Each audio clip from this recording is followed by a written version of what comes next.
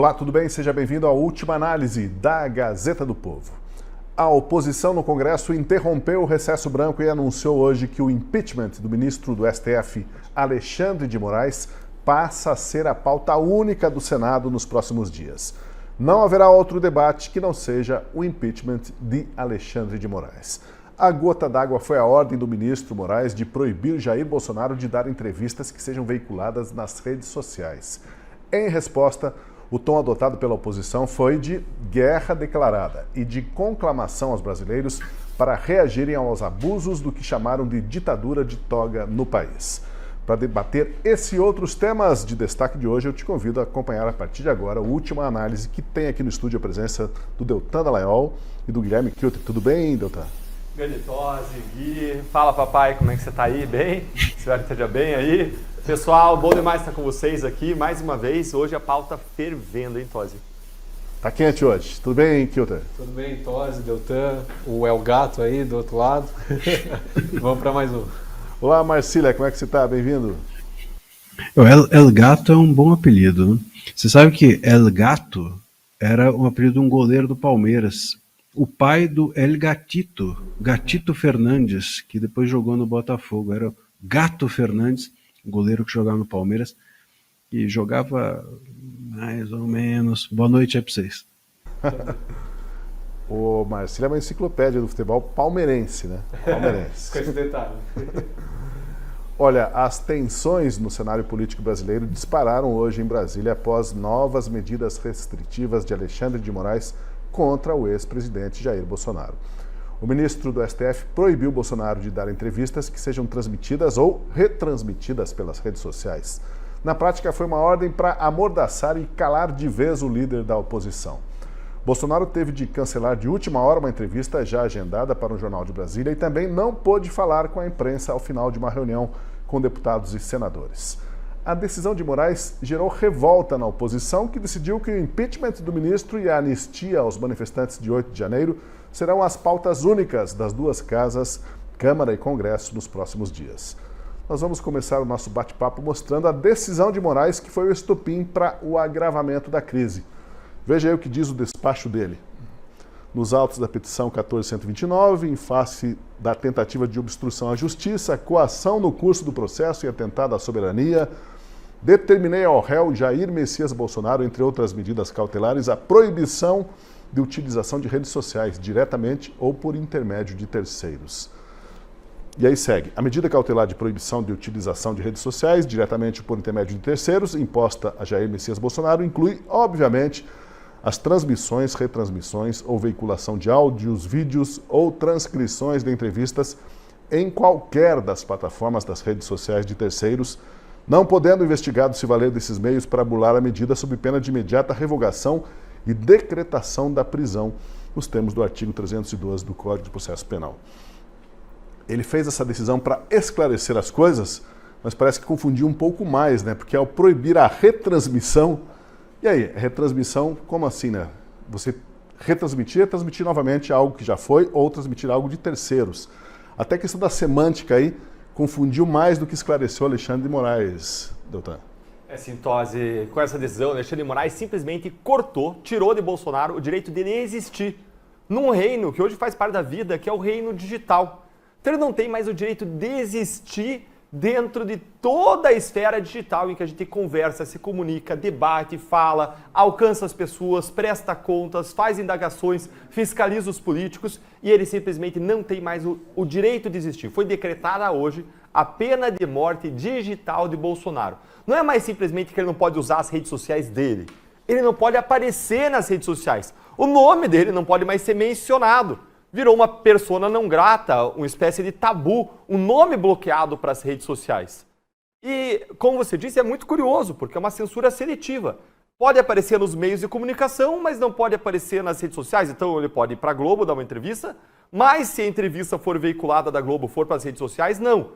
E quem que contém outras pessoas de irem veicular o mesmo conteúdo nas redes sociais? E aquilo que já passou, não pode retransmitir? Peraí, no Instagram toda hora, se você rodar, está sendo retransmitido o que a pessoa falou no passado. Não faz sentido. Mostra não só uma vilania de matar alguém digitalmente, mas mostra também uma estultice, uma burrice, uma falta de capacidade de entender esse mundo que é o mundo digital, que eles se arrogam censurar. E para piorar tudo isso, mostra um duplo padrão do STF. Porque em relação a Lula, mesmo depois de condenado, o STF descensurou o Lula, permitindo que ele desse entrevistas, dezenas de entrevistas de dentro da cadeia. Agora tem um cidadão que goza dos plenos direitos, que não é condenado, que não está preso e ele não pode falar, ele é silenciado. Isso mostra uma seletividade, mostra que falta bom senso, falta respeito à Constituição, falta respeito à democracia e sobra tirania, sobra arbítrio, sobra abuso, sobra parcialidade, sobra favorecimento de Lula e perseguição política a Bolsonaro. É interessante a gente lembrar o contexto, né? A rede social do Bolsonaro não é qualquer rede social, é a maior rede social do Brasil sobre política. Então, um líder de direita, um ex-presidente como Jair Bolsonaro, ter a sua rede censurada, ser completamente calado, não significa que ele não pode mais se expressar, mas que mais de 20 milhões que seguem e acompanham ele não se sentem mais representados. Nesse sentido, não é só, o Deltan colocou muito bem, uma morte digital, mas é um completo silenciamento. É uma prisão sem ele estar preso. Uma prisão digital, dá para dizer dessa forma. Ele está preso digitalmente. E outra, dá um poder para a imprensa que é até questionável, é subjetivo. Peraí, se vai retransmitir uma entrevista passada, se qualquer órgão de imprensa vai lá e retransmite, o Alexandre de Moraes pode usar isso para prender ele? E aí a culpa vai ser da imprensa? Ou como é que fica isso? Ele criou uma baita de uma confusão. Não dá para entender mais o que vai acontecer ou não vai. Se pelo simples fato de alguém ir lá e gravar ele, isso for transmitido nas redes sociais e ele falar com uma outra pessoa, for perguntado por terceiros, já consta como uma entrevista, veja como isso fica tudo na mão do Alexandre de Moraes.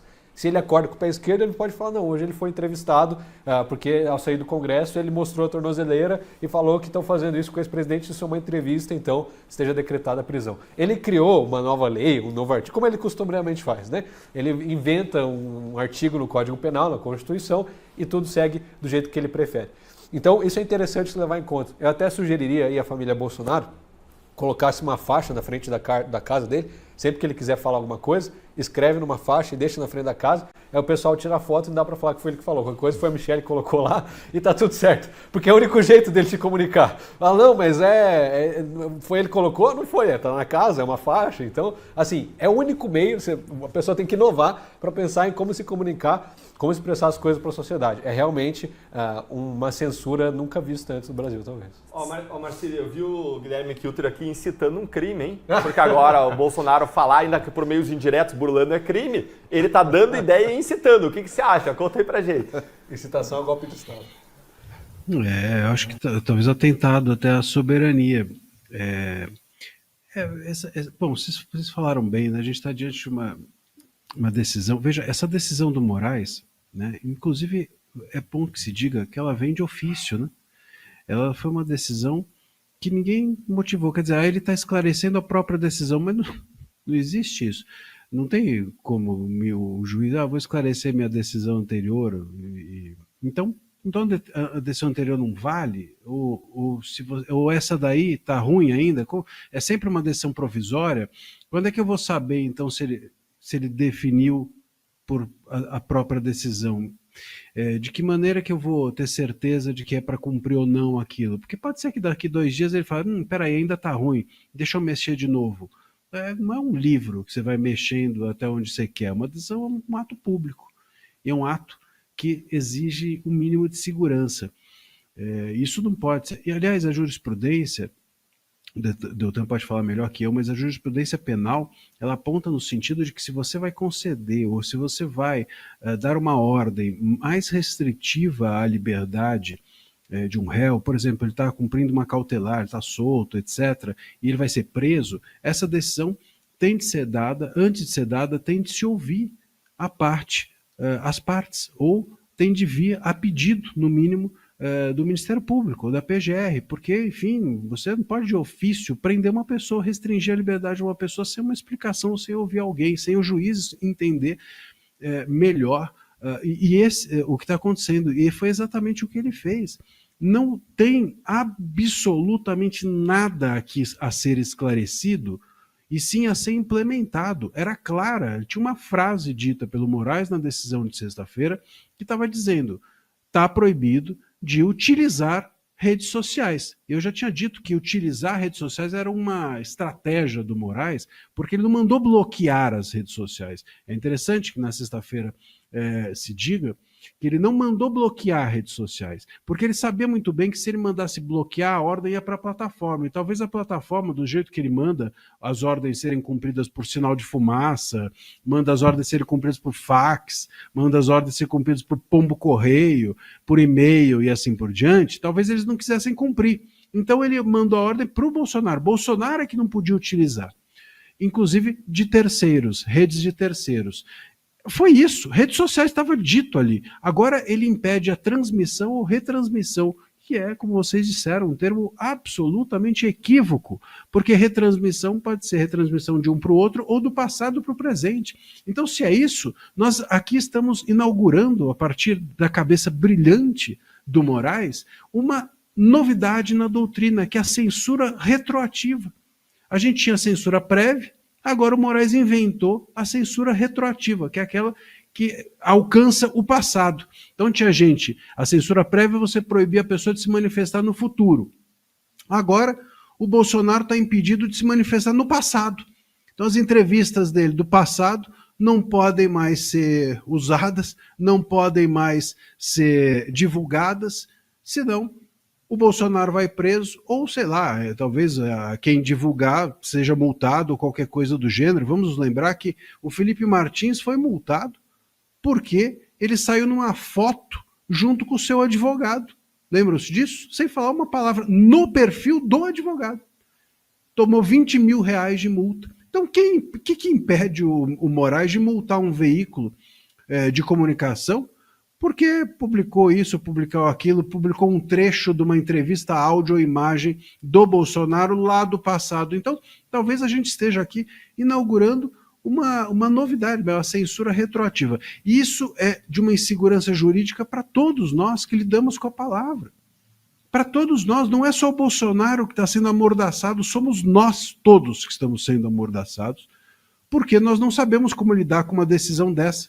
Que nem eu disse, que parece uma calça de festa junina, de tanto remendo, e remendo ruim, remendo mal feito, remendo caindo aos pedaços, do ponto de vista da capacidade teórica e doutrinária de se manifestar.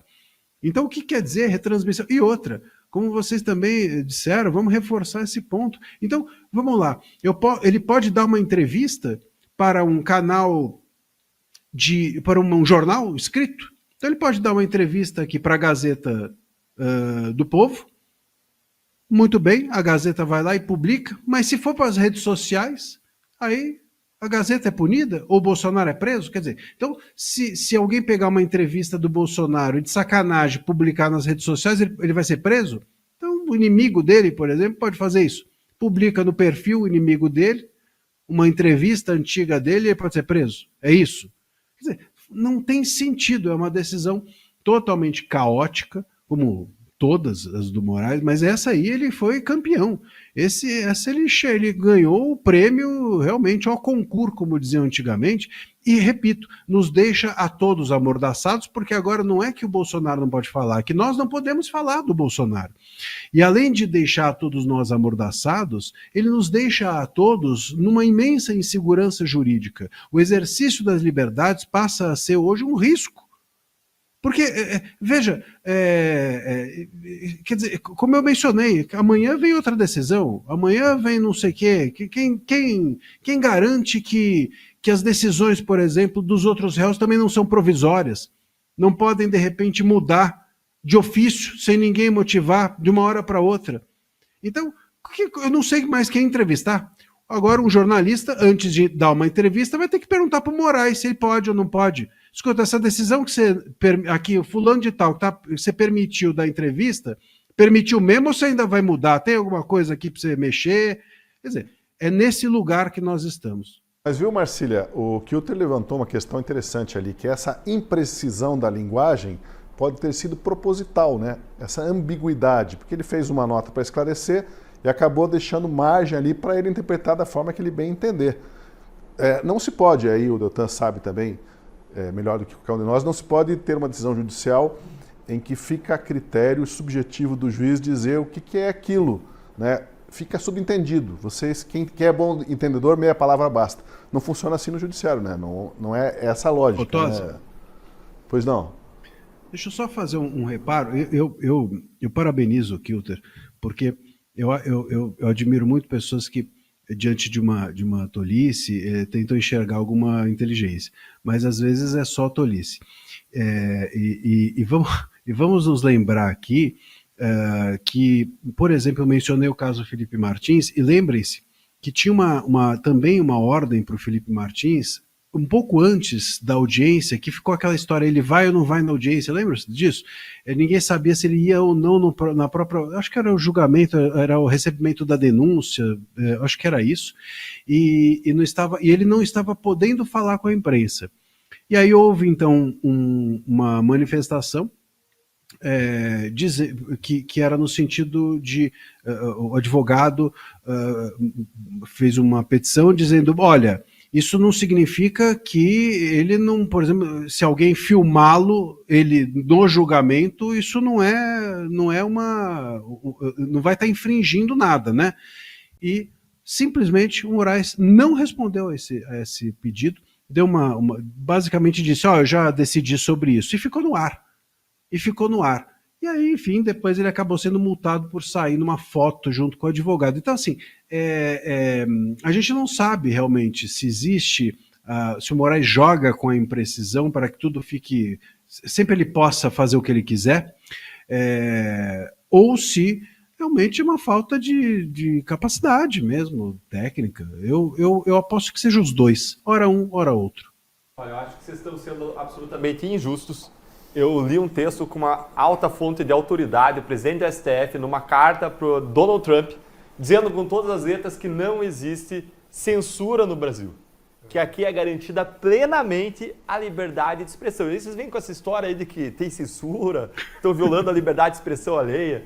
Eu gostei muito do teu tweet, viu, Marcília, que você falou que tem censura prévia, uma censura proativa, uma censura retroativa, uma censura póstuma e ainda uma censura seletiva, só da rede social e não dos grandes canais de televisão. Coincidentemente, os grandes canais, a grande mídia é à esquerda, né? Coincidentemente, mas é uma mera coincidência isso, e a rede social dominada mais pela direita e ela excluída, é uma mera coincidência. Eu até adicionaria, viu, Marcília, dizendo que existe um segundo tipo de seletividade, que é a seletividade Lula-Bolsonaro. Lula, mesmo condenado na prisão, pode, à vontade. Agora, Bolsonaro não, duplamente seletiva.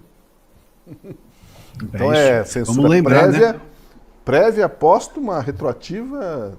Todo tipo de É para cima, para cima, para baixo, esquerda, direita. A censura se sente como ela Não, esquerda não. Esquerda não. Esquerda não. É verdade. Gira, mas só cai na direita.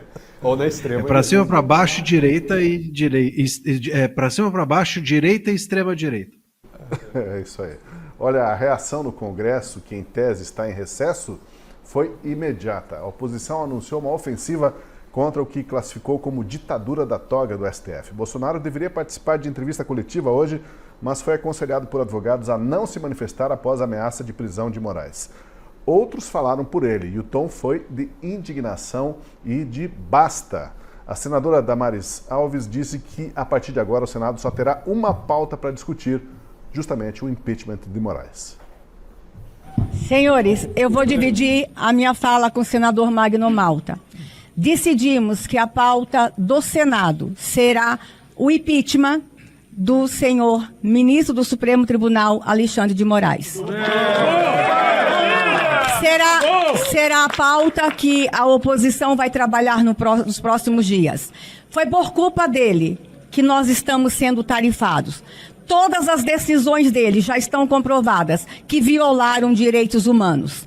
Ontem, sexta-feira, 2 idosas estão voltando para a prisão. Uma de 71 anos de idade e outra de 74 anos de idade. É ou não é violação de direitos humanos? Como é que o mundo está vendo as decisões do ministro Alexandre?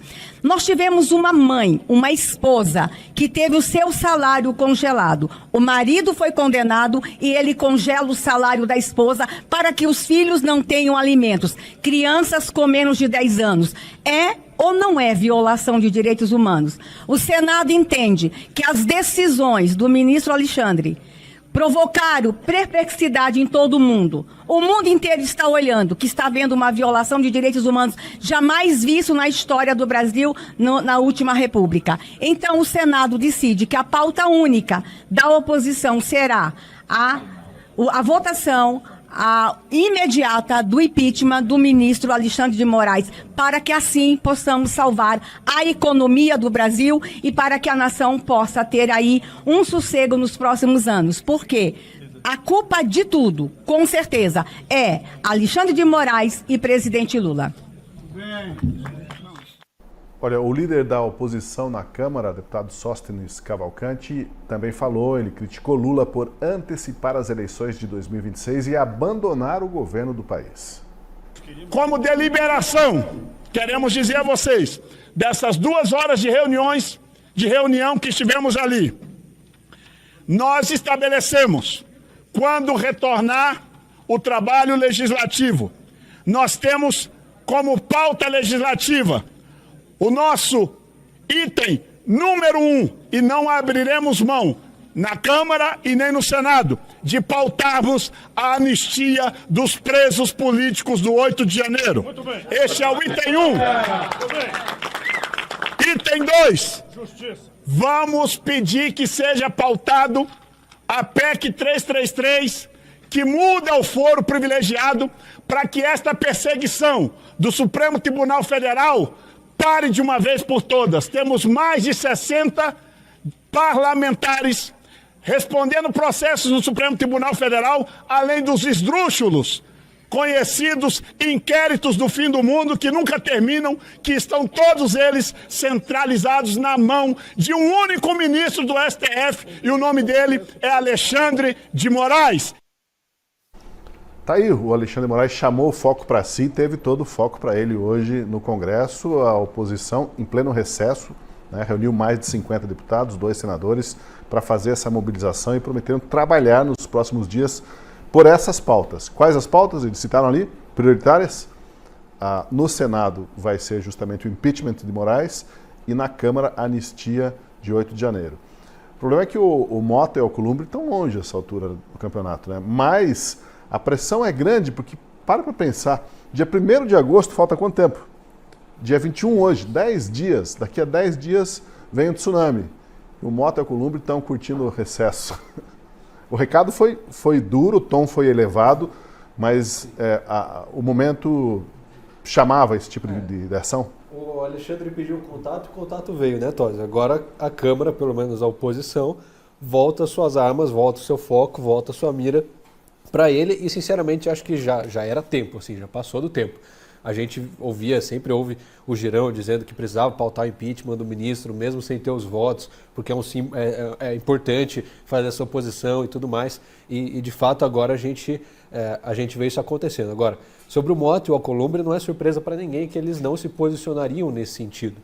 E também fica muito claro que a preocupação deles com o IOF, com a população brasileira, com o Brasil, era, claro, um aceno, não era nada sincero, não era uma preocupação verdadeira. Se fosse, eles atuariam com a mesma rigidez e da mesma maneira contra essas tarifas e ajudando, articulando o governo, fazendo uma oposição, cobrando uma posição mais dura. Mas o que eles fazem? Fazem uma reunião com o Alckmin, tiram uma fotinho, falam tá tudo certo, o Alckmin está fazendo, tchau, vou para a praia. Foi basicamente esse recado, essa imagem que eles passam, essa imagem que eles dão. No sentido de, não cabe ao Congresso esse assunto, não cabe a nós decidir sobre isso. São completamente omissos. E claro, pautar o impeachment do Alexandre de Moraes é prioritário para que isso volte atrás, para que o Trump recue, porque em todo momento quem cita o Bolsonaro e o tratamento que ele vem sofrendo, a caça às bruxas que ele está sofrendo, é o Trump, é da própria boca dele que sai isso. Está lá na carta, o primeiro motivo da carta é a perseguição, a caça às bruxas contra Jair Bolsonaro, que o Alexandre de Moraes tem promovido. Ele não vai parar enquanto não retaliarem contra Alexandre de Moraes. E quem tem poder para fazer isso é o Senado. Então nós esperamos que o Senado tenha uma posição firme. E é bom que a população brasileira entenda isso. Que não é uma... É importante que entendam que o motivo não é o BRICS. O motivo não é uma fala errônea do Lula, o motivo não é uma posição... Não, o motivo, é claro, é o tratamento que o Alexandre de Moraes, o STF, está dando ao Bolsonaro. E ponto. Se resolverem esse problema, muito provavelmente vão resolver todos os outros. Por quê? Agora não tem mais diálogo. O Lula está insistindo em algo que não existe, que é uma negociação com os Estados Unidos. Não tem negociação. A embaixadora brasileira lá nos Estados Unidos foi tentar falar com eles, não foi ouvida.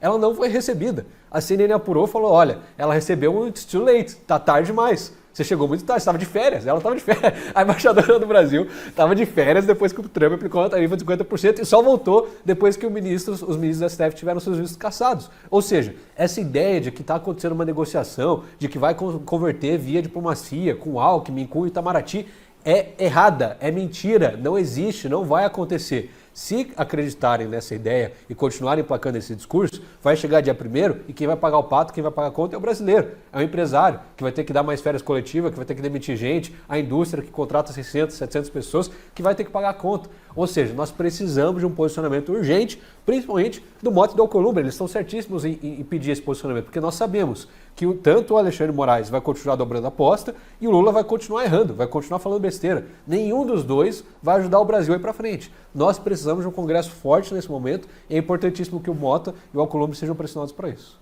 Olha, eu quero discordar de você, Gui. Discordar porque eu não acho que eles foram para a praia, não. Eu acho que eles foram para Disney aproveitar enquanto eles podem ir para Disney. Enquanto eles podem ir para Disney. Porque a gente descobriu, teve a feliz notícia hoje, de que as sanções elas não atingiram só os 8 ministros que a gente sabe que atingiram, mais o Procurador-Geral da República. Não, a gente ficou sabendo que as sanções foram além.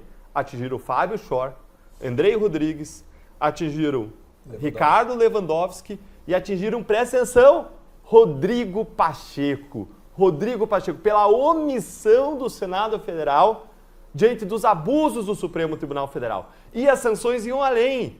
Elas atingiriam ainda Hugo Mota e Davi Alcolumbre, só que por iniciativa de Eduardo Bolsonaro, ele pediu que não fossem ainda aplicadas como uma forma de dar uma segunda chance.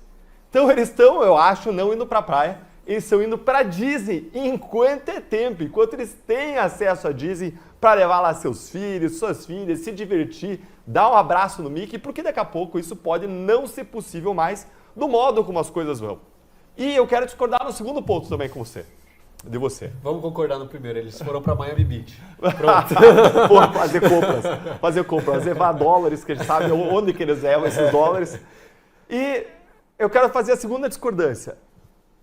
O Senado, ele tem que sim ter essa pauta única, a Câmara tem que ter essa pauta única, eles têm que parar o Congresso Nacional.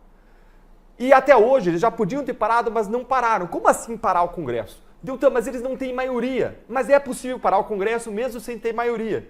Eu vou contar para vocês uma cena que eu presenciei lá na Câmara. Eu estava na Comissão de Constituição e Justiça e a gente estava querendo barrar a PEC 9, que era uma proposta de emenda à Constituição que ia dar aquela anistia, não para o 8 de janeiro, não. 8 de janeiro, anistia para os partidos políticos. Para aqueles que compraram avião, helicóptero, compraram container de carne, fizeram um desperdício de dinheiro público, todo mundo ia ser anistiado das suas multas, das suas irregularidades. E eu e o Gilson Marques, do Novo, éramos alguns dos únicos ali que estávamos lutando contra a PEC 9, contra a aprovação. Só que a gente ia perder, porque os partidos fizeram toda a pressão, os líderes partidários, os caciques, estavam pressionando os deputados, dizendo, se você não votar de acordo, a gente vai te tirar daí. E aí o Gilson pediu a palavra, e cada coisa que ia votar um projeto que ia estabelecer a árvore de Pindamonhangaba como a árvore oficial do Cerrado. E aí o Gilson pegava o projeto e dizia, artigo 1º, eu quero falar. E ficava lá, artigo 1º, está estabelecida a árvore de Pindamonhangaba como a árvore oficial do sei lá de onde. Eu quero dizer que é muito interessante se estabelecer uma árvore oficial para toda uma região do país. E ele ficava lá, e falava. Eu estava com vergonha do lado dele. Eu fiquei pensando, será que eu seria capaz de fazer isso? E eu tinha que ser capaz de fazer isso, porque a gente queria barrar, não queria deixar chegar na votação daquela PEC 9. E existem estratégias para isso, a gente chama de estratégias de obstrução. Uma das estratégias de obstrução é usar todo o tempo que você tem regulamentar para discutir outros projetos que estão na frente, que estão na pauta, e não permitir chegar na votação de outras coisas, que agora, nesse caso, seriam outras coisas importantes para o governo. Então, volta do recesso, é a Câmara, os deputados, os senadores do Senado, eles têm que usar todo o seu tempo regulamentar para tudo, para impedir o Congresso de votar aquilo que o governo Lula quer. Aquilo que o Supremo quer. Como foram aprovados agora cargos para o Supremo. Tinha que ser barrado isso aí. E tem que usar toda a força para barrar tudo, para forçar a apreciação da anistia na Câmara e do impeachment no Senado Federal. Isso é absolutamente essencial. E aqui eu vou trazer meu ponto de discordância de você, Gui. É mais do que injustiça com o Bolsonaro. Sim, é uma injustiça absurda com o maior líder político da direita do Brasil e da América Latina. Isso sim é motivo suficiente, mas vai além disso. Se trata do nosso futuro como país. Porque a presença ou não de Bolsonaro no debate eleitoral, no debate político, nas redes sociais, significa quanta força a direita vai ter nas eleições. O que eles estão fazendo é um mega golpe nas eleições brasileiras antecipado, calando o maior cabo eleitoral da direita. Alguém que poderia não só impactar a eleição do presidente, mas impactar a eleição dos senadores, colocar lá um Senado de direita, esse sim, diferente do Senado que a gente tem agora, espera-se, com coragem, com posição, para impeachar os ministros que praticaram crimes de responsabilidade. Agora, o que eles estão fazendo é antecipadamente dar um golpe, interferir nas eleições para impedir Bolsonaro de funcionar como o melhor cabo eleitoral, e eles estão interferindo com antecedência. E nós não podemos permitir isso. Isso é inadmissível. Eles estão silenciando, em contrário a toda a jurisprudência do STF, em contrário ao que eles fizeram com o Lula, em contrário à Constituição, para garantir que eles vão ter uma vitória sobre o bolsonarismo, porque eles veem uma luta de nós contra eles, e é ou nós ou eles. E, por isso, eles querem enterrar o bolsonarismo, silenciar Bolsonaro e impedir eleições em que ele possa ter uma voz de modo absolutamente injusto, inconstitucional, imoral e violando a soberania, que é não do Supremo Tribunal Federal, mas sim do povo. Vamos ouvir o Marcília. Marcília, o caldo entornou ou está fervendo? Começa a borbulhar, vai esquentar ainda mais? Porque daqui para frente, no curto, médio prazo, a gente não tem perspectiva de uma saída, como disse o Kilter ali, uma saída negociada com empresários, com uma comissão que vai lá para os Estados Unidos, porque não estão falando do ponto que foi colocado, que é o ponto da violação dos direitos de americanos, de empresas americanas e a perseguição judicial que se faz no Brasil. Estão fugindo dessa pauta, mas não tem mais como fugir nos próximos dias, Marcília. Essa questão do Congresso voltar do recesso e etc., a gente precisa lembrar que do mesmo jeito que eles voltaram do recesso para ouvir o povo, muito provavelmente o Mota e o Alcolumbre devem ter saído do recesso para ouvir o STF.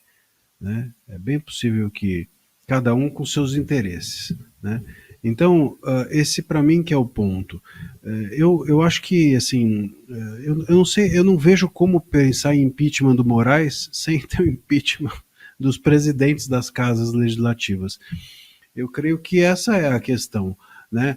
O Congresso se coloca como passível de tomar uma providência, só que ele é refém hoje dos presidentes que estão lá nas cadeiras, claramente a serviço de interesses que não são nem os do povo, nem os dos parlamentares.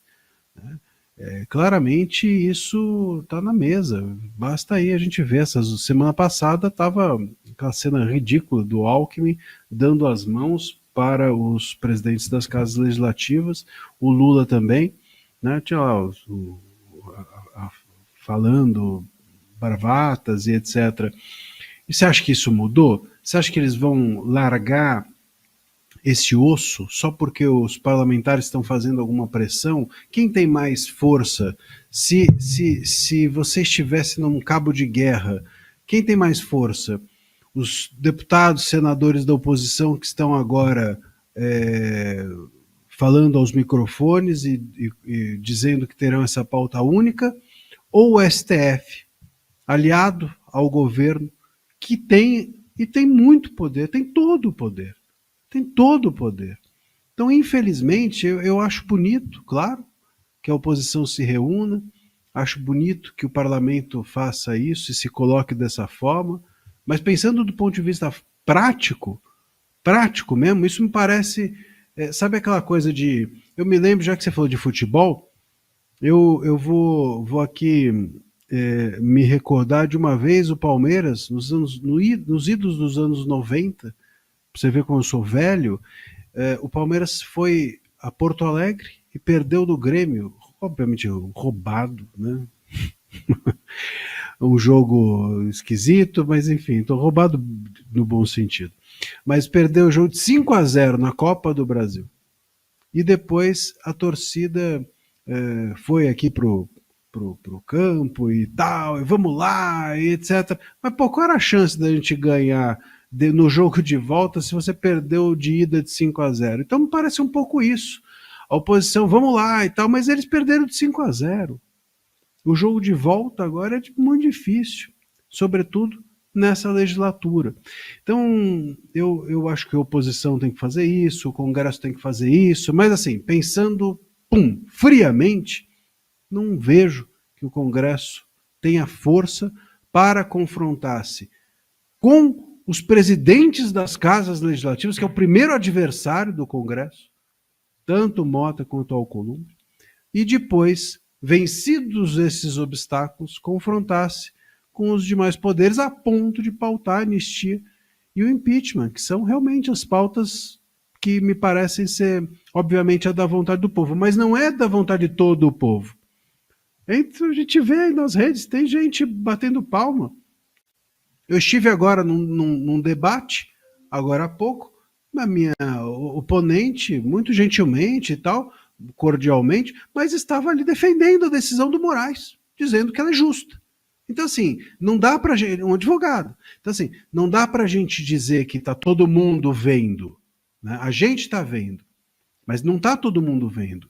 E as pessoas que estão resistindo a dizer que isso é ilegal, que o Estado do Brasil é caótico, essas pessoas estão no poder. Tanto dentro da advocacia, quanto dentro da mídia, quanto dentro do governo.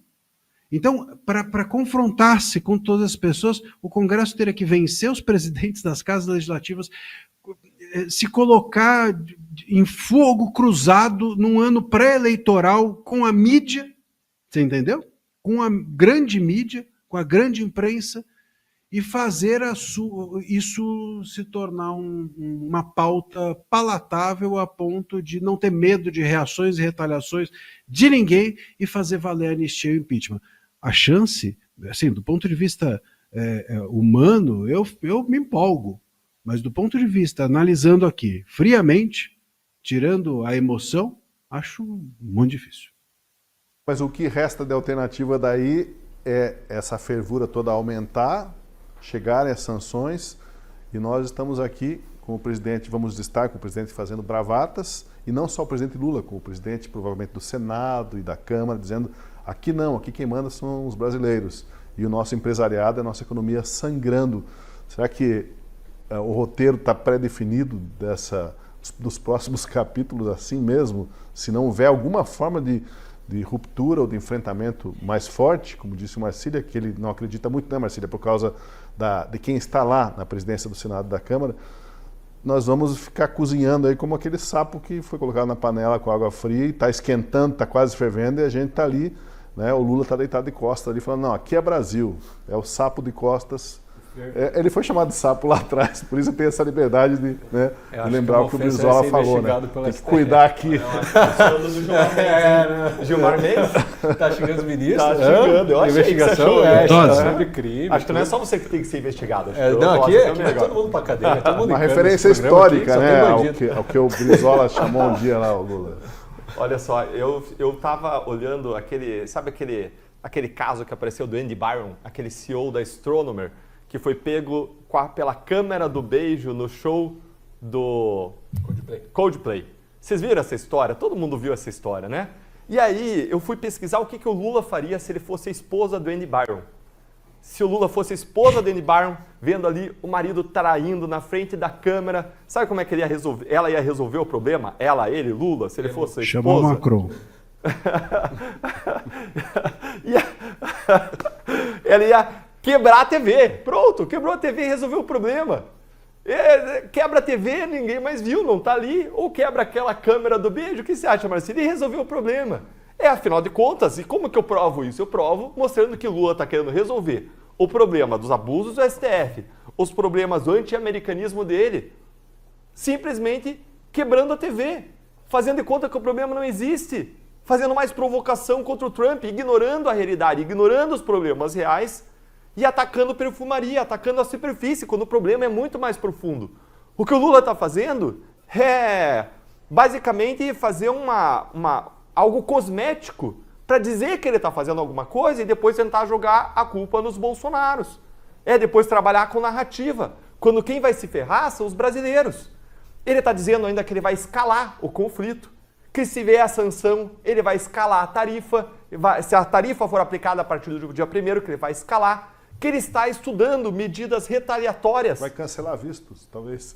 Não fala isso, que eles não vão dormir lá nos Estados Unidos, vão cancelar os vistos brasileiros, eles vão chorar, não vão dormir à noite porque eles vão perder de vir para o Brasil, vão cancelar suas viagens marcadas, suas férias aqui para o Brasil. Eu falei no Instagram que eles iam querer assistir o show do Oruoi, da MC Pipoquinha em Mandirituba e não vão poder agora, infelizmente vai cancelar o visto deles. Eles não vão dormir. Então, o Lula querendo escalar, quando os Estados Unidos eles têm um arsenal praticamente infindável contra o Brasil. Os Estados Unidos podem não só escalar a tarifa, como escalaram com a China. No caso da China, chegaram a 145%, Tosi. 145% depois que a China quis escalar e quis confrontar. Os Estados Unidos eles podem aplicar sanções financeiras, não só a pessoas, mas ao nosso sistema financeiro. Aí ia ser o caos. Tem especialistas que dizem ainda que os Estados Unidos podem derrubar o GPS do Brasil, o que é um assunto controvertido, porque tem uma série de complicações técnicas sobre isso, tem questões de áreas de sombra, tem uma série de detalhes que poderiam empurrar o Brasil para abraçar um sistema de um outro país, da Rússia, da China, mas em tese os Estados Unidos podem fazer isso. Se isso acontecer é o caos no Brasil.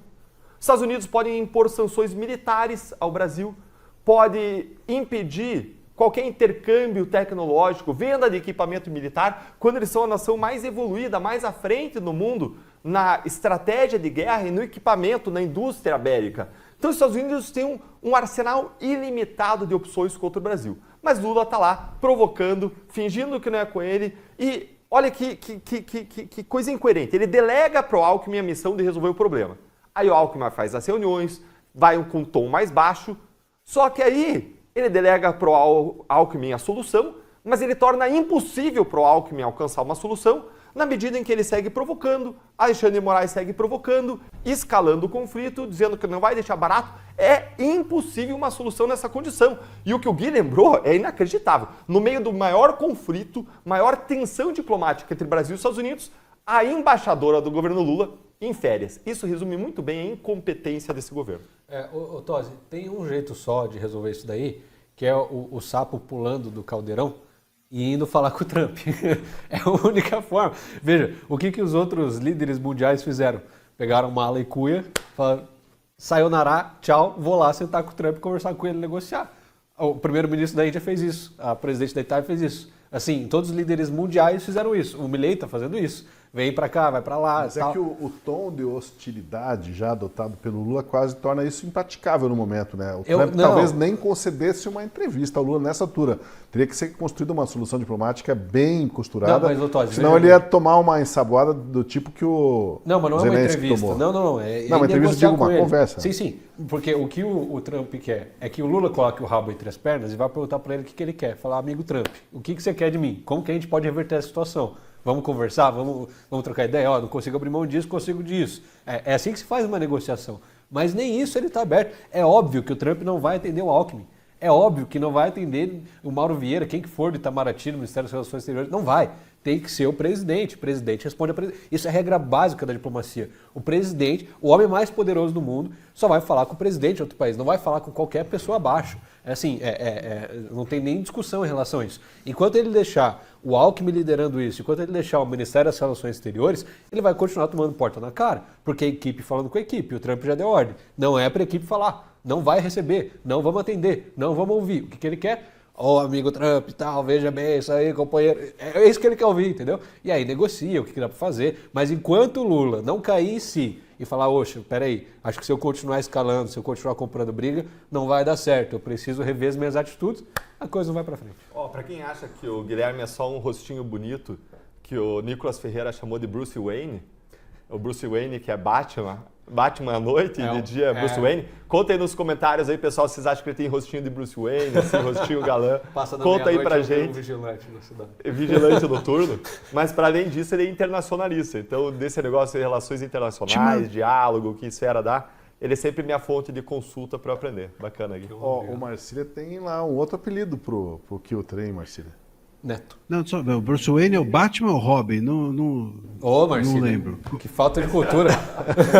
Para quem cita Machado de Assis, é outro nível de cultura. A nossa cultura é isso aí, é Marvel, é DC, a do Marcílio é outro nível, cara. Eu fiquei aqui quase ofendido com uma pergunta dessa. Você não vai dizer que eu sou Robin. Se ele é o Batman, eu sou Robin. Ninguém aí dizendo isso nos comentários, viu? Nada de Robin aqui. Olha, tá aí uma boa. Vou passar a usar então esse daí. O Batman, o Robin e El Gato. É um verdadeiro zoológico aqui, né? É morcego, é um gato. Parar por aqui. E ninguém chama o Tosi de bisavô, porque ele já falou que ele não gosta. Ninguém chama nos comentários de bisavô. É tio-avô, só tio-avô, tá liberado. É isso aí. O Tosi é o... Como é que chama? Não é o Coringa, o outro lá? Charada. Não. Pinguim? Duas caras. Pinguim. Mas vamos lá. Vamos voltar pro assunto agora. Não. O Marcílio é o chegou charada. nele, ele corta. O Tosi é o pinguim, eu sou o Batman, pronto. Não, eu tava pensando aqui. Chegou no Tosi, ele corta a palavra. Nessas horas que nasce o Moraes. Sabe aquele personagem do Jô Soares que falava umas coisas pra ele ficava assim, e depois ele lembrava de uma resposta boa, depois ele, caramba, eu devia ter falado isso. Eu tava pensando assim quando me soltou o pinguim ali. Eu já vi, né? Ele vai ficar indo pra casa hoje no carro, pensando o que eu tinha que ter respondido pra ele. Mas você lembra, né, Marcelo, você que é fã do futebol, tem as categorias de base, tem os fraldinhas, tem o infanto juvenil. Então, estamos aqui com os juvenis aqui, mas vamos conseguir adiante. Que eles também colaboram com a gente. Os fraldinhos aqui na época do Pelé, um negócio assim. Bom, tivemos esse momento aí de categoria de base da série aí, mas seguimos aqui. A gente é o master. Gazeta do Povo é um veículo sério que eu tenho. Vou rescindir o contrato. A gente vai agora ouvir. Tomara que a diretoria não veja esse programa. A gente vai fazer um corte depois. Corta. Olha, o deputado, voltando aí à nossa questão, o eixo do programa hoje. O deputado Nicolas Ferreira, ele também se manifestou hoje, após a fala dos líderes da oposição, e enfatizou que não se trata apenas de defender Bolsonaro ou pautas da direita, mas de defender a liberdade de todos os brasileiros. E pediu para a imprensa refletir se não estaria sendo cúmplice dos abusos da toga. Todo mundo aqui está com um processo nas costas, pode ser preso, não por corrupção, não por rachadinha, não por desviar milhões de reais, mas por falar a verdade. E aí, eu pergunto, qual que vai ser a decisão da população brasileira? Ficar amedrontado de não ir para as ruas ou enfrentar um covarde? Ele não tem legitimidade. Quem tem legitimidade, quem teve voto foi essa casa.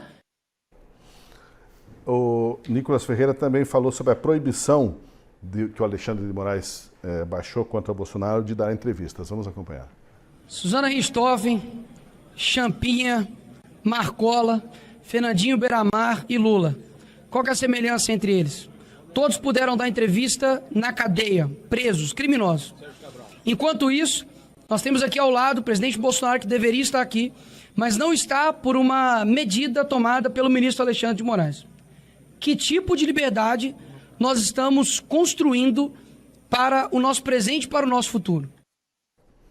Vamos ouvir ainda o senador Magno Malta. Ele foi um dos que estavam mais exaltados nas críticas e ele desafiou Moraes a botar a mão em Bolsonaro. Nós vamos usar todos os mecanismos e a minha palavra a esse tirano da toga, chamado Alexandre de Moraes. Põe a mão em Jair Bolsonaro. Põe a mão nele. Põe a mão nele. Porque tenta a sorte. Eu encerro. Põe a mão dele e tenta a sorte. Porque o azar você já tem. Bom, ao fim da entrevista dos líderes da oposição, o próprio ex-presidente apareceu e caminhou lá no Congresso cercado por seguranças. Num determinado momento, ele parou, apontou para a tornozeleira, mostrou a canela e reclamou da humilhação que está sofrendo. Presta atenção no áudio, porque em alguns momentos ele tem muito barulho, mas dá para ouvir as palavras do presidente nesse momento. Não enviei recurso público, não matei ninguém, não trafiquei ninguém. Isso aqui é um símbolo da máxima humilhação do nosso país. Então aqui, uma pessoa inocente. Ao silêncio! Ao silêncio! Que estão fazendo com o ex-presidente da República. Nós vamos enfrentar a polícia a todos.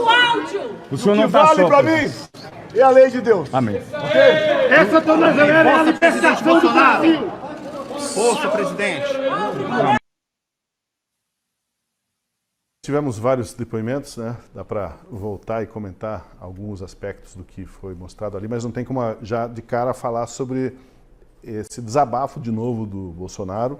Em tese, será que ele desobedeceu a ordem de dar entrevista? Ele não respondeu a perguntas, mas, enfim, estava ali falando com jornalistas. Como interpretará o Moraes essa manifestação do Bolsonaro? Essa é a definição de arbítrio. Você não tem regra, você não sabe o que é certo, o que é errado, você não sabe o que pode, o que não pode. Você fica nas mãos da vontade de uma pessoa.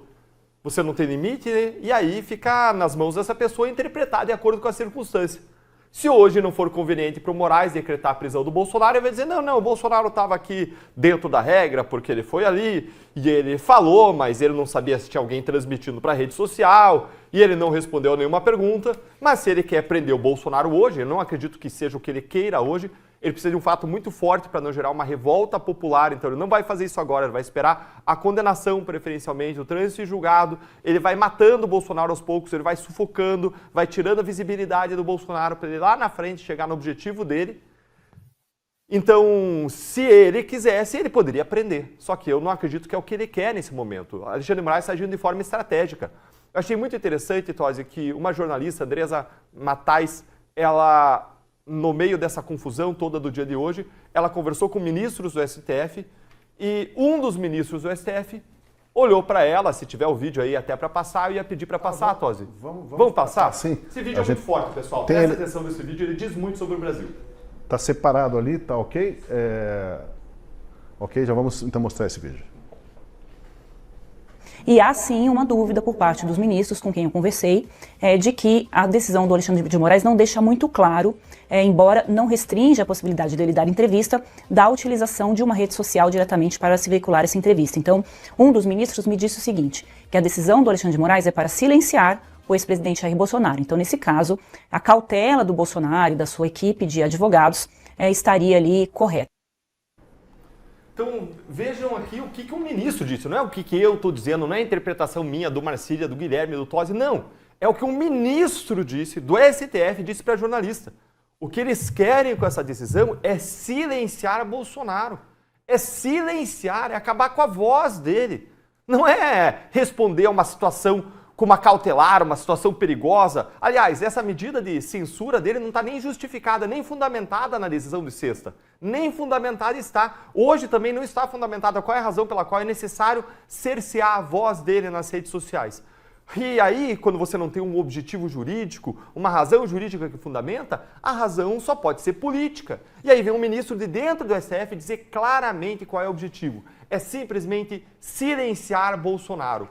é intimidá-lo, é fazê-lo ficar quieto, é impedir o contato com o público, é impedir que ele chame manifestações, é impedir que ele influencie as eleições, é impedir que ele movimente a sua base, que ele mantenha viva a chama das pessoas que acreditam nessa luta pela liberdade, valores conservadores, é sufocá-lo gradualmente, devagarzinho, como quem, agora de novo, usando a figura aí, cozinha o sapo. Então, o que a gente vê, Tosi, é que não é nem que pode, nem que não pode. É que não tem regra, é que tem arbítrio, é que vai depender sempre, em última análise, da vontade do imperador. Tosi, é bom a gente lembrar que toda censura tem um efeito contrário, né? Sempre que você tenta calar alguém, silenciar alguém, para que não se manifeste, essa pessoa acaba ganhando mais voz, mais destaque. A gente viu isso acontecer durante as eleições.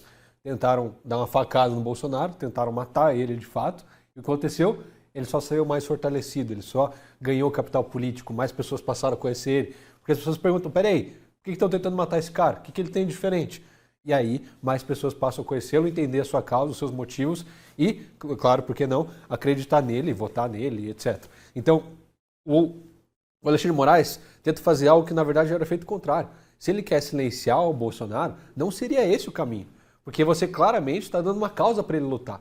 Quando você tem alguém corajoso que está enfrentando isso, você só está dando motivo para ele continuar nesse caminho que ele já está. Não havia indício nenhum de que ele fugiria do Brasil. Nenhum. Na decisão do Alexandre de Moraes, ele não cita, nem no pedido da PGR, qualquer evidência de que ele estaria tramando, planejando uma viagem, que teria comprado passagem, que estaria em conversa com a embaixada, não. Ele afirma categoricamente, o Bolsonaro falou, eu não pretendo sair do Brasil, eu não vou sair do Brasil. Ele fala isso diversas vezes. Qual é o indício de que ele fugiria? Qual é o indício de que ele estava obstruindo a justiça ou o processo para se determinar isso, para se determinar sua censura, que ele seja calado? Portanto, agora Alexandre de Moraes acaba de dar mais voz. E não teria esse tanto de jornalista aí no Congresso, no meio de um recesso, não teria todos os parlamentares aí no meio de um recesso, não fosse essa decisão do Alexandre de Moraes. Ou seja, ele dá um tiro no próprio pé. Se ele queria que esquecessem o Alexandre de Moraes, que esquecessem o Bolsonaro, ele fez o efeito oposto. Fez com que todo mundo lembrasse dele. Porque aí veio os petistas, comemoram. Tinha até um cara que saiu para tocar trompete lá quando estava sendo preso, quando estava sendo levado para a Polícia Federal para colocar a tornozeleira. E aí uns comemoram, aqui a gente defende, briga e tudo mais. E aí o que acontece? Ele só fica mais em evidência, a direita só se fortalece e se une cada vez mais, porque tem um inimigo em comum, tem uma pauta em comum, tem algo a se manifestar, tem algo a defender. Então eu acredito que se ele queria censurar Jair Messias Bolsonaro, ele só está dando o efeito contrário e fazendo com que ele tenha mais voz.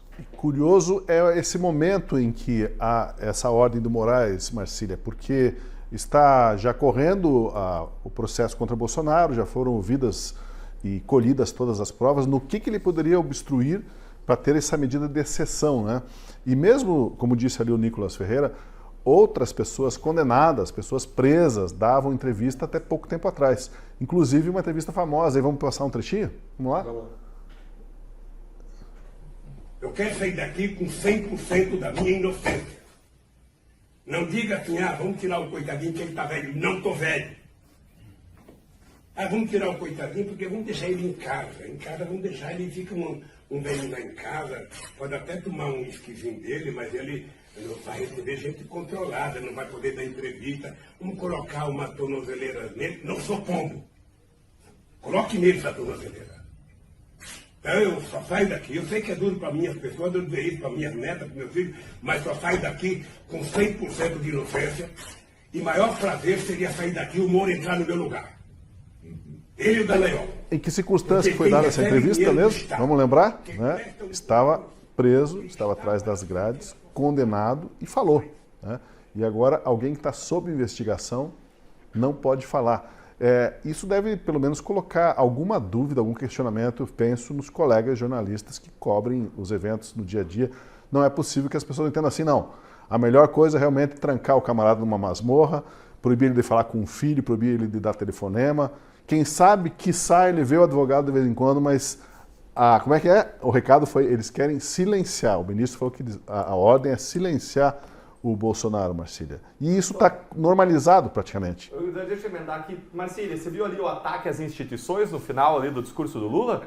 viu o discurso de ódio? Eu quero sair aqui e colocar o Moro da Dallagnol. Imagine alguém falar isso do Alexandre de Moraes. Eu vou sair e vou colocar Alexandre de Moraes na prisão. Ataca as instituições, discurso de ódio, inquérito instaurado, medida cautelar, bloqueio de conta, tira as redes sociais. E você vai ver se o Lula vai estar lá no inquérito das fake news, praticando discurso de ódio. Nada, são 2 pesos, 2 medidas. A gente olhava para o Lula fazendo tudo isso e claro que a gente não gostava. Era um ataque a nós, era uma crítica a nós, mas não era nada ilegal, porque está dentro da liberdade de expressão. Se a pessoa que está sendo acusada ela não pode fazer isso, ela não pode se defender, ela não tem ampla defesa. E aí eles vão criminalizando isso. Foi muito interessante que hoje saiu a nova decisão aí contra o Eduardo Bolsonaro. E Eduardo Bolsonaro agora passa a responder pelo quê? O que Eduardo Bolsonaro fez errado? Você vai ver a decisão e o que eles estão criminalizando foram posts do Eduardo Bolsonaro. Um que ele postou, o Alexandre de Moraes com orelha de Mickey. Agora meme é crime no Brasil. É a memetização da democracia. É um ataque à democracia por meio dos memes, ataques antidemocráticos, hein, Marcília? Por meio dos memes. A outra coisa que pegaram do Eduardo Bolsonaro, para dizer que ele estaria atacando as instituições, praticando crimes, foi uma nota para a imprensa que ele fez, uma nota para a imprensa sobre a busca e apreensão que foi feita, a tornozeleira eletrônica, as medidas cautelares contra o pai na sexta de manhã. Ele fez uma nota que não tinha nada de ataque contra a democracia, mas eles estão criminalizando o discurso, o direito que a pessoa tem de buscar a responsabilização de quem pratica abusos no seu país. É um direito que é assegurado a todos. Qualquer ditadura, as pessoas, seus direitos violados, elas vão para fora. Se você puder criminalizar essas pessoas que vão para fora, você está cortando o direito de petição, o direito de ampla defesa, o direito de buscar seus direitos, a liberdade de expressão das pessoas. Isso é básico, mas não aqui no Brasil, pelo jeito. Quer dizer, aqui no Brasil existe, mas para uns, né? Para outros não. Aqui uns são mais iguais do que os outros. Só uma observação antes do Marcília comentar. Vocês viram como o Lula é um profeta? Ou uma mãe de Ná, que seja, dependente do... Ele falou, não coloque tornozeleira eletrônica em mim, coloque nele. E aí no final dessa entrevista, não apareceu aqui, mas no final ele fala, eu espero que a STF reveja essa decisão. E aí, curiosamente, o advogado dele virou ministro da STF, né? Então, assim, ou ele profetizou, ou alguma coisa ali já estava meio encaminhada, né? E aí, Marcília? Isso mostra a seletividade, né? De fato, é uma seletividade aqui, não só nas redes sociais, como eu tinha mencionado, mas também política. Isso fica claro. Isso a gente tem assistido, infelizmente, desde 2019. Esses inquéritos das fake news, eles surgem no momento em que as investigações, inclusive, da Lava Jato, vamos aqui colocar os pingos nos is e o Deltan pode me completar ou me desmentir, mas curiosamente no momento em que a Lava Jato começava a chegar próximo do judiciário, e a gente passa a ter esses inquéritos abertos. O inquérito foi aberto, inclusive, após a entrevista de um procurador, né, o Diogo Castor, a um jornal falando do STF. Então, a gente precisa entender isso e entender que em 2018, um ano antes do início dos inquéritos, nós tivemos a maior onda que já houve de direita ganhando as eleições por conta das redes sociais. Então é isso que está na mesa, e é isso que está na mesa desde então. Desde essa época, o que se quer dentro do Brasil é garantir que as redes sociais não mudem um jogo de cacicagem da esquerda vencendo as eleições sempre. Até então a gente tinha uma espécie de jogo de espelhos em relação à direita. A direita era o Enéas, era um cara meio, né, ridicularizado, uma espécie de caricatura de candidato. Até então, o que era a direita era o Alckmin, era o PSDB, era o Fernando Henrique, eram pessoas de centro-esquerda que a gente chamava de direita, para dizer que era uma oposição ao PT. Porque aí essas pessoas ganhavam, olha aí, ganhou oposição. Que oposição porcaria nenhuma. Era tudo a mesma coisa. A gente está, portanto, desde sempre nesse país sendo governado pela esquerda, ou centro-esquerda, que chama o que quiser, é esquerda. né? Os governos do PSDB no Brasil foram governos de esquerda, governos com um viés socialista. Em tudo aquilo que hoje se defende dentro do PT, tinha ali, dentro do PSDB, essas ramificações. Não havia direita, a direita era extirpada do país. Quando em 2018 surge Trump nos Estados Unidos, surge no Brasil esse fenômeno que foi o Bolsonaro, a direita começa a ganhar força, as redes sociais começam a ganhar força, o STF começa a querer extirpar as pessoas do cenário político. Não só o STF, mas o poder.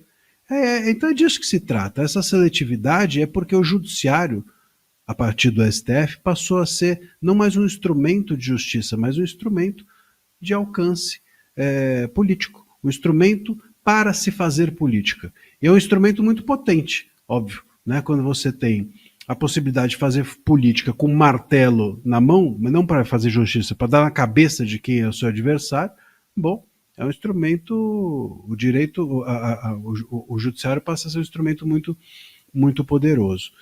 Eu queria só fazer uma pequena menção. Eu vi uma das falas, não lembro quem era o senador, acho que era o Magno Malta, falou, não coloca, se vocês colocarem a mão no Bolsonaro, tenho muito respeito pelo senador, mas veja, já colocaram a mão do Bolsonaro, hein? Vamos entender que já colocaram todas as mãos, as 2 mãos, as 4 mãos, as 8 mãos, todos os tentáculos é o Bolsonaro. A questão não é prendê-lo, a questão é calá-lo. Então, essas mãos já foram colocadas. O Bolsonaro está simplesmente banido. Banido. Banido virtualmente. O que para o nosso mundo atual é tudo. O que adianta deixar a pessoa poder comprar jornal ou ir na padaria se ela não pode falar? Não adianta nada. Já puseram as mãos e como puseram. Eu quero convidar você que está assistindo a Última Análise para considerar se tornar assinante da Gazeta do Povo e apoiar o nosso jornalismo, apoiar programas como o nosso, em que você vê a notícia e a análise da notícia feita de forma independente, combativa e imparcial. Você pode acessar a Gazeta do Povo sem nenhuma barreira por apenas R$ 4,90 por mês. A promo Gazeta Total dá acesso ao melhor jornal do país com 80% de desconto na assinatura. R$ 4,90 por mês nos primeiros 6 meses. É só você acessar gazetadopovo.com.br/oferta ou pelo QR Code e o link da descrição na tela. Não perca tudo da Gazeta em um só plano e você apoia debates importantes como este do Última Análise, que não se vê em qualquer lugar. Bom, enquanto isso, o presidente Lula estava hoje em Santiago, no Chile, numa reunião com líderes de esquerda da América do Sul. E o presidente petista voltou a repetir um discurso alinhado com o dos ministros do STF, de que é preciso regular as redes sociais e que a liberdade de expressão não é licença para o discurso de ódio. Veja só. A chave para um debate público, livre e plural é a transparência de dados e uma governança digital global. Liberdade de expressão não se confunda com autorização para incitar a violência, difundir o ódio, cometer crimes e atacar o Estado democrático de direito. Bom, de novo a tecla que o Lula repete sempre em sintonia com o STF, né? Liberdade de expressão, como é que é, Marcília? Não é liberdade de agressão em caixa alta. Caixa alta. Se não tiver em caixa alta, não vale. Ataque às instituições, né, Deltan? Também é uma frase repetida N vezes. E eu sempre entendi nos bancos escolares que você podia, sim, fazer crítica livre às instituições, que, aliás, é um dever do cidadão se quiser criticar as instituições como bem entender. Agora, estão martelando na cabeça das pessoas que atacar as instituições, discurso de ódio, esses termos subjetivos, podem botar você na cadeia. Se vai botar o Bolsonaro, quanto mais o cidadão comum aí, que por acaso puder fazer uma crítica considerada ataque a uma instituição. Será que se a pessoa que mora em São Paulo, Belo Horizonte ou Curitiba resolver falar mal da Câmara de Vereadores, Guilherme Kilter, um ataque à instituição, né? Essa gaiola das loucas, vou aproveitar agora de descontar no Kilter. Não é? E aí, como é que fica, Kilter? Eu achei que foi um pouco machismo da sua parte, só porque a gente tem a maior bancada feminina da história da Câmara dos Vereadores. Né? Não, mas aí... Vai ser cancelado. Já era, te peguei na militância. Não, na verdade, assim, dizia nessa Câmara aí, a maior parte são corruptos, etc. Opa, tá com a instituição. Ô, Tosi, eu acho que o Tosi vai ter que passar por uma reciclagem, por não ser cancelado, né? Vamos fazer um curso de entendimento, começar a falar linguagem neutra para não termos problema. Ele tem carta branca, pode falar qualquer coisa. Vai ter que fazer o cursinho do Ministério Público sobre democracia, direitos, identidade de gênero, pluralidade, transversalidade. A gente tem que lembrar que o canal da Gazeta aqui é em rede social, então, e rede social está no alvo, né? Exato. Apesar da Gazeta ser um jornal centenário, né, 109 anos, mas aqui nós estamos agora usando a rede social e como tal estamos sob a mira do Moraes. Legal. Depois você conta pra gente como é que foi o começo da Gazeta. Meu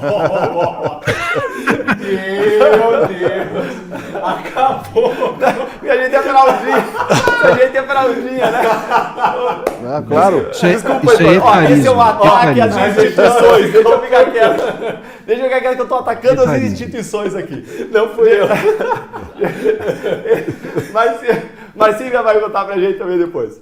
Olha só, pessoal, quando ele fala, a gente vê o Lula falar esses termos, todos esses, nossa, a rede social não pode ser palco. Gente, todo mundo concorda que você não pode praticar crime, seja dentro da rede social, seja fora da rede social. As mesmas leis que valem pra gente aqui fora, valem dentro da rede social, isso é simples, é claro.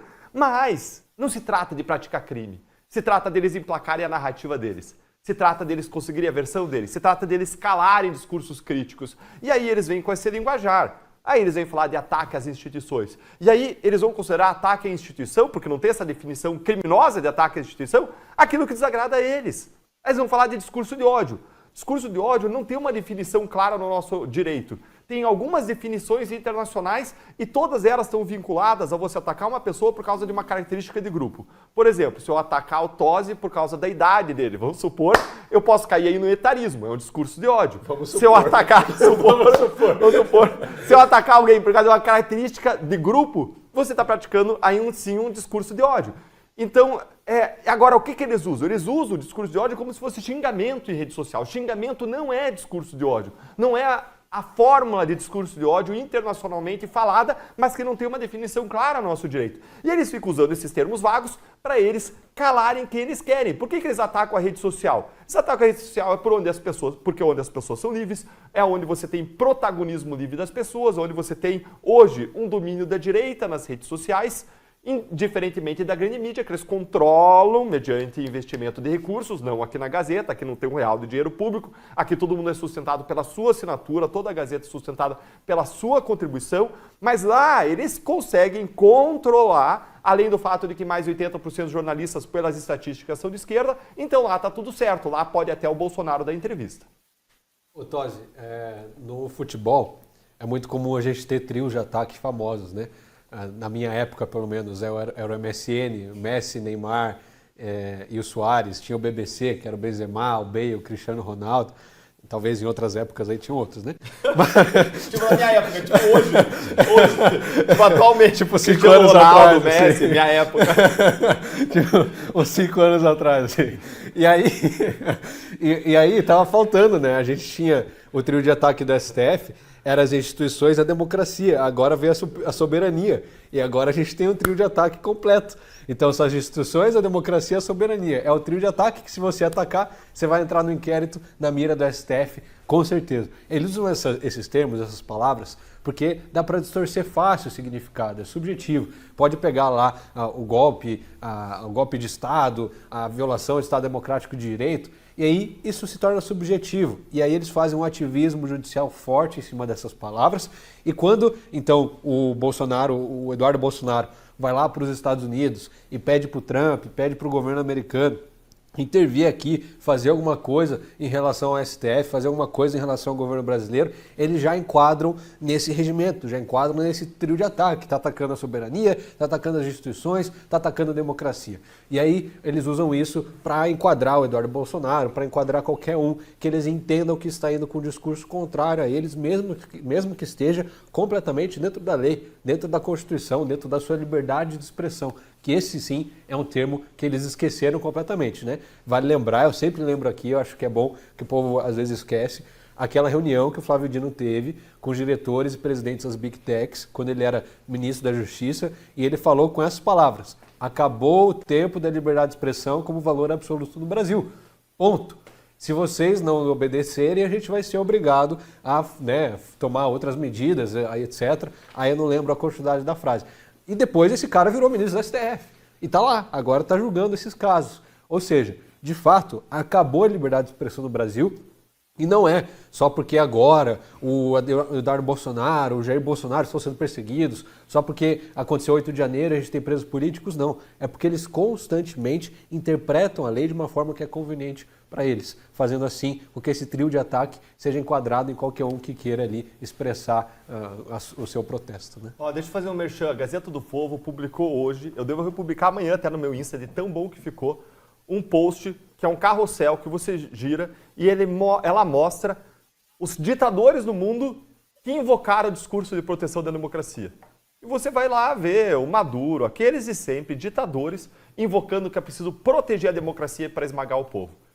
Só colando aí na tua fala, Gui, e eu já faço aqui o merchan da Gazeta do Povo. Segue lá a Gazeta do Povo para você ver esse tipo de conteúdo que é fenomenal. É muito bom e nos ajuda a entrar em contexto e entender que não é a primeira vez que isso está acontecendo. Isso segue um roteiro conhecido de vários governos autoritários e ditatoriais ao redor do mundo. Eles invocam um discurso, uma narrativa de democracia para eles imporem a sua vontade e governarem de modo autoritário ou ditatorial. Pois é, a impressão é que transformaram o direito numa geleia, né? Em que você é tudo muito solúvel, tudo muito flácido, você não sabe, não define nada, nada de concreto. Virou uma grande geleia, Marcília. E esse é o grande perigo quando a gente fala, quando o pessoal fala em golpe de Estado, etc. Esse é o grande perigo, me parece. Porque um golpe de Estado, de verdade, não de brincadeira, ele existe ou ele é possível no momento em que as instituições estão corroídas, mas não corroídas porque as pessoas estão criticando, como eles de brincadeira também dizem, e sim porque o direito passa a reagir ou as instituições passam a sair do seu lugar para reagir da forma que bem entendem. Então, vamos lá, né? Vou fazer uma analogia, é que nem dentro da sua casa. No momento em que um pai sai do seu lugar para sai para balada com o filho, para ser amigo dele, ele deixa a cadeira de pai vazia. E nesse momento é que fica um problema sério dentro da família. No momento em que a mãe ela passa a agir como se fosse um pai, ou o pai como se fosse mãe, ou a criança como se fosse o dono da casa, ou o imperador da casa. A gente sabe que essas coisas acontecem dentro das casas, e por isso que eu estou dizendo, todo mundo vai entender esse exemplo. Nesse momento as cadeiras ficam vazias. A cadeira do pai fica vazia quando ele vira amigo do filho. O filho não precisa de amigo, porque tem vários, pai ele só tem um. A gente não precisa de políticos, a gente tem um monte, mas a gente só tem 11 cadeiras para juízes do STF, elas todas estão vazias. A gente precisa de uma jurisprudência fixa do STF que nos diga para onde devemos ir, não é? Mas a gente não tem isso porque o STF está fazendo política com direito, então tudo isso vai desestruturando. A tal casa fica sem pai e sem mãe, literalmente, e a criança fica desorientada. Então, dentro de um estado como esse, em que o executivo não é submisso, o Congresso não sei o que lá, o presidente da Casa Legislativa está obedecendo ao STF, não aos congressistas, os congressistas estão olhando para lá e para cá, a mídia deixa de falar o que deve ser dito e passa a falar o que ela tem dentro da sua ideologia. Nesse lugar o Estado fica corroído, as pessoas deixam de acreditar na imprensa, deixam de acreditar no judiciário, deixam de acreditar no executivo, deixam de acreditar no Estado, porque eles saíram das suas cadeiras, não porque eles foram criticados. Essa é a grande questão. Eles estão contando para a gente que golpe de Estado é você pressionar, é você tensionar as relações do povo com as instituições. E estão contando para a gente que você perder as suas instituições, corroer as instituições é criticá-las. É o contrário.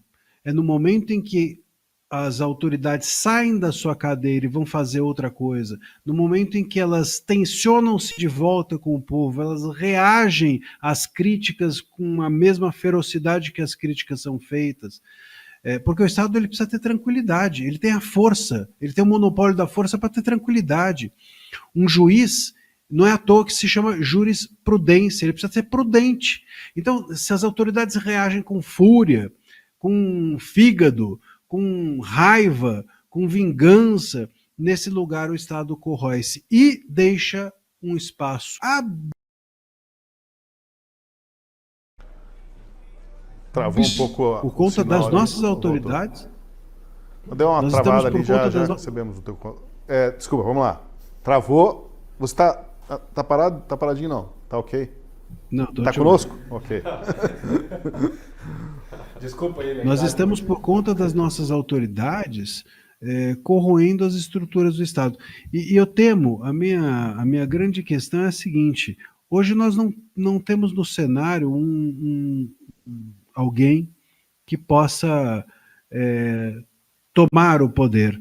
Mas eu realmente, se a gente destruir as nossas instituições dessa forma como isso tem sido feito, pelas próprias autoridades que ocupam os cargos institucionais, eu não sei, amanhã chega um louco aí, e aí isso sim pode ser um perigo para todos nós. Então é engraçado, né? Aquilo que eles estão combatendo é exatamente aquilo que eles talvez não percebam ou percebam, não sei.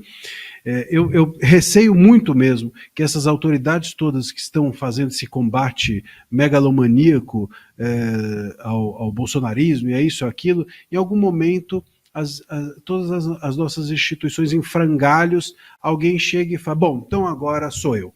E aí não tem mais Estado para reagir. Eu tenho muito medo disso. Pois olha, a cada gesto do Donald Trump, a gente não falou muito do Trump hoje, né? Mas a cada gesto do Trump segue-se um ato deliberado de Alexandre de Moraes dobrando a aposta. Na sexta-feira, vamos lembrar, após Moraes impor recolhimento domiciliar a Jair Bolsonaro e proibição de uso das redes sociais e comunicação com o próprio filho, daí o Eduardo Bolsonaro foi às redes sociais e chamou o ministro de ditador e de gangster de toga. E aí a interpretação foi de que ele feriu as instituições. Moraes mandou incluir essas postagens no inquérito contra Eduardo por ataques desferidos ao Supremo Tribunal Federal nas redes sociais. Xingou, criticou, reclamou, agora vai parar no inquérito. Parece que essa agora é a nova ordem de coisas, né, Deltaí? Você tem mais um capítulo aí nesse enfrentamento em relação ao Eduardo Bolsonaro. Sim. Eduardo Bolsonaro também foi parar no inquérito mais uma vez, porque ele fez um vídeo numa live em que ele falou o seguinte, ele disse, estão aí me seguindo, estão me acompanhando o tempo inteiro, estão me monitorando, e eu quero dizer para você, coleguinha aí da Polícia Federal, você aí que é cachorrinho do Alexandre de Moraes, que se eu descobrir quem é você que está aí, você também vai pagar por isso. O que Eduardo Bolsonaro estava falando? Que se ele descobrir quem é, essa pessoa vai estar sujeita a sanções da mesma forma como os outros estiveram a partir da Lei Magnitsky, suspensão de vistos, etc.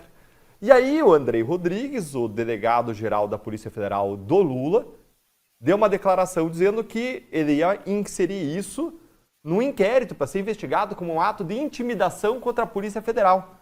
Agora, o que a gente precisa fazer é distinguir o que é uma ameaça legal, legítima, do que é uma ameaça ilegal e legítima. Como assim deu ameaça legal, legítima? Existe isso? Existe sim. Eu posso dizer o seguinte, se você praticar um homicídio, você vai ser preso, vai para a cadeia, vai ser vai estar sujeito a uma punição legal. Se você praticar um roubo, você vai ser punido pela lei. Se você praticar qualquer crime, você vai ser punido. Da mesma forma, não tem nada de errado Eduardo Bolsonaro falar, se você praticar abusos de poder, se você abusar contra direitos humanos, eu vou demandar, eu vou pedir, eu vou buscar uma punição contra você, desde que seja uma medida legítima no direito de algum país. Tem nada de errado. E mais, Eduardo Bolsonaro está agindo lá no exterior, nos Estados Unidos. Então, não tem nada de errado no que ele falou. É puro exercício de liberdade de expressão. Mas, para o Estado, para o establishment, para essa casta política que se voltou contra o bolsonarismo e que quer derrotar o bolsonarismo, tudo agora virou argumento para investigação, para inquérito, para sanção, para repressão. Eles estão numa escalada violenta da repressão. E acabou de ser noticiado agora, Tosi, que foram bloqueadas as contas de Eduardo Bolsonaro. Nessa escalada, vamos lembrar, um parlamentar, e ele está respondendo pelo exercício da expressão dele, que é protegida por uma coisa que a Constituição diz que é imunidade, para palavras, opiniões e votos, mas que hoje não vale mais para nada. As contas bancárias dele. Então, mas ele está respondendo, as contas bancárias estão sendo bloqueadas por conta do que ele falou. Isso, sim. E ele tem imunidade para o que ele falou. Eu não estou falando que foram bloqueadas as contas em redes sociais, falando que foram bloqueadas as contas bancárias dele, mas estão sendo bloqueadas por conta do que ele falou, e o que ele falou é protegido pela imunidade parlamentar. Ou, pelo menos, deveria ser, se a Constituição aqui valesse para alguma coisa.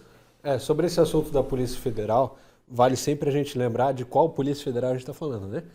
Depois que o Lula assumiu, colocou lá o Flávio Dino de novo, citando ele aqui enquanto ministro da Justiça, ele lá num evento de lançamento do programa que era, não lembro o que era, foi lá e se pronunciou falando ao Lula. Essa Polícia Federal é a Polícia Federal que está a seu serviço. Ele não falou que é a Polícia Federal que está a serviço da população, a Polícia Federal que está a serviço da Constituição, da Justiça, do devido processo legal, da força da lei. Não, é a Polícia Federal que está a serviço de Lula, segundo as próprias palavras de Flávio Dino. Não sou nem eu que estou falando. Era o ex-ministro da Justiça, agora ministro da STF. Então, a gente está diante de uma Polícia Federal que está a serviço de Lula. E aí, quer mais uma evidência disso? Tem a questão do pendrive. Quem lembra que na casa do Bolsonaro foi supostamente encontrado o pendrive dele e tudo mais? Ok, Bolsonaro dá uma entrevista, quando ele está saindo ali da sede do PL, falando, olha, não sei de quem é o pendrive, não é meu, tenho que ver se é da Michelle, só sei que foram no banheiro e voltaram com o pendrive. Ele não falou que foi plantado, mas deu a entender que ele não sabia de onde vinha essa origem. E aí, sai uma notícia hoje falando que a cúpula da Polícia Federal se manifestou, dizendo que vão vazar os vídeos da operação na casa dele se ele continuar dizendo que o pendrive foi plantado. Como assim? Onde é que está isso? Ô, doutor, sabe onde é que está ali no processo que pode vazar vídeo mediante ameaça? Tem alguma coisa nesse sentido? Isso é absurdo, porque a esposa, Michelle Bolsonaro, foi pegar lá de madrugada, devia estar de roupão, com pijama. É um evidente constrangimento. Eu não vi isso acontecer, Gui, não vi essa ameaça, mas é um absurdo. Saiu a notícia. Estão baixando o nível para baixo do nível crítico do abuso, do absurdo, de tudo, né? Estão indo além daquilo que eles já fizeram. Mas nós temos uma notícia também bem recente agora, que foi a manifestação do ministro Alexandre de Moraes, né? Ele pediu o quê? Explicações ao advogado Bolsonaro dos motivos dele ter desobedecido às ordens restritivas que ele impôs, que foi aquele desabafo dele, que o Alexandre de Moraes está querendo que o advogado explique se aquilo foi ou não uma entrevista. Ele intimou os advogados do Bolsonaro para que em 24 horas, né, sempre em 24 horas, ou no nosso caso, quando a gente processa o INSS é 20 dias, a Janja é 21 dias, mas o Bolsonaro é 24 horas. Deu 24 horas para que o Bolsonaro se explique sobre ter mostrado a tornozeleira ali no Congresso, diante das câmeras, e ter falado que ele está sendo perseguido, que é humilhação e tudo mais. Então, ele dá uma escalada ainda maior nessa tensão. Né? Acabou de acontecer. Agora, breaking news. Acabou de acontecer essa intimação para os advogados do Bolsonaro para que ele explique. Sabe aquela imagem que a gente passou para vocês na tela, que a gente mostrou do Bolsonaro falando ali dentro do Congresso, não diante dos microfones, mas falando em geral, dizendo essa humilhação? Aquela imagem, aquela cena, Alexandre de Moraes intimou os advogados para prestar explicação sobre descumprimento de cautelar em 24 horas, quando ele já disse que qualquer descumprimento ele ia mandar prender. E não mandou prender de cara, o que confirma aquela minha tese. Ele não quer mandar prender agora, ele quer só cozinhar o sapo ali. Vai rolar, né? Pois é, Marcília, que explicação o advogado pode dar num caso desse? Perguntar, ô amigo, você precisa que eu leia para você da cartilha do beabá básico? Você não está vendo por si próprio, né? Não está vendo por si próprio? Julgue, né? Tem que chamar alguém para explicar se aquilo foi uma entrevista, foi um desabafo, se, né, descumpriu a medida cautelar. Ô Marcília, tá falhando ali, vamos... Tá com lag. Fala aí, Marcília, a gente tá contigo agora. Tá sem o áudio. Só que tá sem o áudio. É aqui ou é lá? Censurado. É, você, Pera aí. se botou aí, Marcelo. Vamos ver. Opa, não fui eu. Fui eu, meu? Voltou. Eles abrir, né, para o advogado se manifestar para uma decisão, sobretudo restritiva, né? Então, eu não sei se isso não é um ato preparatório até para, se não for convencido, para prender, para revogar a cautelar, dizendo que ela foi descumprida.